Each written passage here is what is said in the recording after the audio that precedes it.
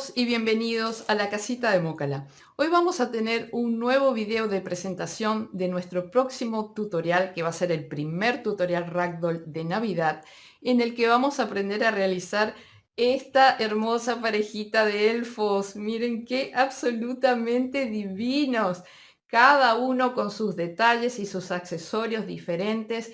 Este gorrito de una sola punta con este gorrito de dos puntas, esta galletita, los collarines y por supuesto además hemos agregado estos fabulosos bastoncitos de caramelo que fíjense ese torneado perfecto que queda como los bastoncitos de caramelo originales.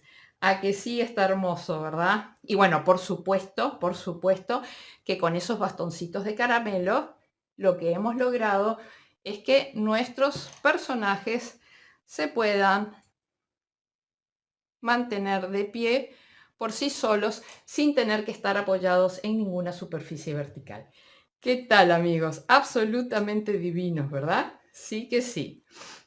Bueno, vamos a ver un poquito las características de nuestros personajes.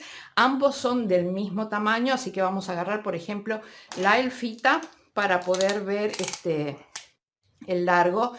Con el tema del gorrito recogido, mide aproximadamente unos 32 centímetros de largo. Bueno, ya si el gorrito estuviera parado, ni hablamos, ¿no? Ya son casi 37 centímetros. Así que realmente es un proyecto que llena bien cualquier rincón decorativo, arriba de la chimenea, de un estante.